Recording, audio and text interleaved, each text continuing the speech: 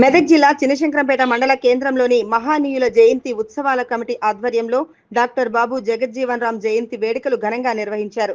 ఈ సందర్భంగా ఆయన చిత్రపటానికి పూలమాలలు వేసి నివాళులర్పించారు. అనంతరం నాయకులు మాట్లాడుతూ సమాజంలోని అణగారిన వర్గాల అభ్యున్నతికి తన జీవితాన్ని అంకితం చేసిన ప్రముఖ రాజకీయ నాయకుడు, సామాజిక సంఘ సంస్కర్త బాబు జగజ్జీవన్ రామ్ అని కొనియాడారు. ఈ కార్యక్రమంలో ఎస్ఐ నారాయణగౌడ్, కాంగ్రెస్ నాయకులు శ్రీమాన్ రెడ్డి, రాజిరెడ్డి, దళిత సంఘాల నాయకులు మురళి, రామచంద్రం, సాయిలు, నరసింహ, శివకుమార్, దుర్గపతి, జనార్దన్, జీవన్, రాజ్ కుమార్ గౌడ్, అక్బర్, మోహన్ నాయక్ తదితరులు పాల్గొన్నారు. గారి జయంతి 118వ జయంతి పురస్కరించుకొని చినశంకరంపేట మండల కేంద్రంలో ఆయన చిత్రపటానికి పూలమాలలు వేయడం జరిగింది. ఆయన ఒక ఎస్సీ దళిత కాన్సెప్ట్ దళిత జాతిలో పుట్టి ఒక ఉప ప్రధానిగా కావడము గర్వనీయ చర్చనీయాంశము. ఆయన ఉప ప్రధాని అయిన తర్వాత మాదిగలలో కొంత అవేర్నెస్ తీసుకొచ్చిండు. ఆయన ఉప ప్రధాని కావడం మన ఎస్సీ జాతికి గర్వించదగ్గ విషయం. కాబట్టి ఇట్లాంటి నాయకులను మన జన్మదినాలు, వాళ్ళ మరణ దినాలు కొనియాడము మంచిది. ఈ జాతికి ఆయన చేసిన ఒక సూచకప్రాయము అంబేద్కర్ గారు చేసినటువంటి రాజ్యాంగం వలన ఈ దేశం పరిపాలన నడుస్తుంది.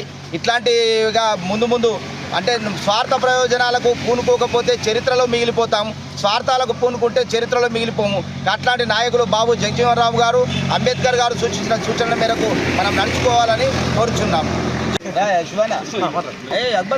చినశంకరంపేట మండల కేంద్రంలో బాబు జగజ్జీవన్ రామ్ గారి 118వ జయంతి కార్యక్రమాన్ని ఎస్సీ, ఎస్టీ, బీసీ, మైనారిటీ, అగ్రకుల నాయకులతోటి ఘనంగా నిర్వహించడం సంతోషకరమైన విషయం. డాక్టర్ బాబు జగజ్జీవన్ రామ్ గారి చరిత్ర చాలా గొప్పది. కాంగ్రెస్ పార్టీలో ఉన్నత స్థాయికి ఎదిగి భారత ఉప ప్రధానిగా ఎదిగినటువంటి గొప్ప నాయకుడు. పార్లమెంటు వ్యవస్థలో అన్ని శాఖలకు నాయకత్వం వహించి మరి ఎమర్జెన్సీ సమయంలో కూడా ఆయన చేసిన సేవలను గుర్తు చేసుకుందాం. ఆయన చేసిన సేవలు భారత రాజ్యాంగం డాక్టర్ బాబాసాహెబ్ అంబేద్కర్ గారు రాస్తే పార్లమెంట్ వ్యవస్థలో వాటిని అమలు చేయడంలో కీలక పాత్ర వహించినటువంటి బాబు జగజ్జీవన్ రామ్ గారు. మరి చరిత్ర మనం తెలుసుకోవాలి.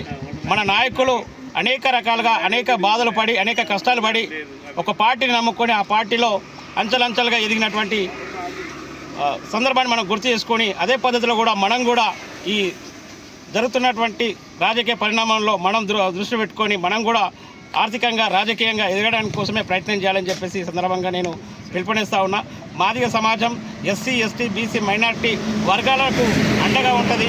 మరి ఆ రోజు బాబు జగజ్జీవన్ రామ్ గారు కాంగ్రెస్ పార్టీని నమ్ముకొని ఈరోజు కూడా ఎస్సీ, ఎస్టీలు అంటేనే కాంగ్రెస్ పార్టీ. మరి కాంగ్రెస్ పార్టీలో చేస్తున్నటువంటి సంక్షేమ పథకాలు కానీ వాళ్ళు చూపిస్తున్నటువంటి ఎస్సీ, ఏబిసిడి వర్గీకరణ మన అసెంబ్లీలో తీర్మానం చేసి పంపించినటువంటి ఘనత కాంగ్రెస్ పార్టీకి ఉంది. కాబట్టి కాంగ్రెస్ పార్టీ ఏ చేసినా ఎస్సీ, ఎస్టీలకి పనిచేస్తుందని చెప్పి సందర్భంగా గుర్తు చేస్తూ మాదిగ ఉపకులాలు ఎప్పటికీ రుణపడి ఉంటారని చెప్పేసి తెలియజేస్తున్నాం. మరి ఒక విషయాన్ని అయితే గుర్తు చేస్తున్నాం. మాజీ భారత ఉప ప్రధాని బాబు జగజ్జీవన్ రామ్ 118వ జయంతిని పురస్కరించుకొని శంకరంపేట మండలంలో మరి దళిత నాయకులు, మరి బీసీ నాయకులు అందరం కూడా తన జయంతిని ఘనంగా నిర్వహించుకున్నాం.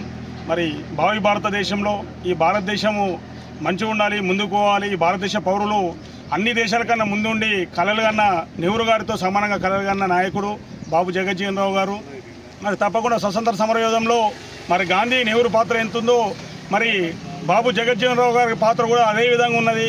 మరి బీహార్లో మరి కుల మతాలు ఎక్కువ ఉన్న బీహార్ రాష్ట్రంలో పుట్టి అక్కడి నుంచి ఉప ప్రధానిగా ఎదగడం నిజంగా ఆయన నిదర్శన గొప్పతనం. మరి ఆ గొప్పతనం కూడా ఆనాడు కాంగ్రెస్ పార్టీ ఇవాళ కాదు, ఆనాటి నుంచి కూడా స్వతంత్రం వచ్చినాటి నుంచి కూడా 1945 నుంచి ఇప్పటి వరకు కూడా మరి దళితులకు పెద్దపీట వేసింది. తప్పకుండా తనకు సముచిత స్థానం కల్పించింది. అలాగే కాకుండా మరి సోనియా గాంధీ గారు యూపీఏ గవర్నమెంట్ ఏర్పాటు చేసినాడు. తన కూతురు కూడా మనకు లోక్సభ స్పీకర్గా నిర్వహించడం జరిగింది. అదే టైంలో మనకు తెలంగాణ రావడం జరిగింది. తప్పకుండా భారత జాతి పట్ల మనకున్న అంకిత భావానికి ఇది నిదర్శనం. తప్పకుండా భావి భారత మరి ముద్దు బిడ్డలు వారి ఆశయాలను సాధనను ముందుకు తీసుకుపోయి దేశాన్ని ముందుకు తీసుకుపోయి అనేక కార్మిక చట్టాలు తెచ్చారు. అనేక పంచవార్షిక ప్రణాళికలతో ఈ దేశం ముందుకు ఎలా పోతుంది. మరి 1947 స్వాతంత్రం తర్వాత ఈ దేశ పరిస్థితి మరి కరెంట్ లేదు, మరి ఎక్కడ కూడా పెద్ద పెద్ద సిటీలలో తప్ప అక్కడ బ్రిటిష్ పరిపాలించిన పెద్ద పెద్ద మరి మద్రాసు, కలకత్తాను, ముంబై తప్ప మరి ఎక్కడ కూడా కరెంట్ లేదు. ఆ పరిస్థితుల్లో అనేక పంచవర్ష ప్రణాళికలకు రచించి మరి ఈ దేశం ముందుకు పోవాలని మరి నేటి ఆనకట్టలే ఆధునిక ఆలయాలుగా పేరుగొంచిన నెహ్రూ గారు, బాబు జగజ్జీవన్ గారు మరి ఈ దేశ ముఖ చిత్రాన్ని పూర్తిగా మార్చేశారు. తప్పకుండా భవిష్యత్తులో ఈ భారతమని వాళ్ళని తప్పకుండా గుర్తుపెట్టుకోవాలి, వాళ్ళు చూపెట్టిన దారిలో ప్రయాణించాలని మనస్ఫూర్తిగా కోరుకుంటున్నారు.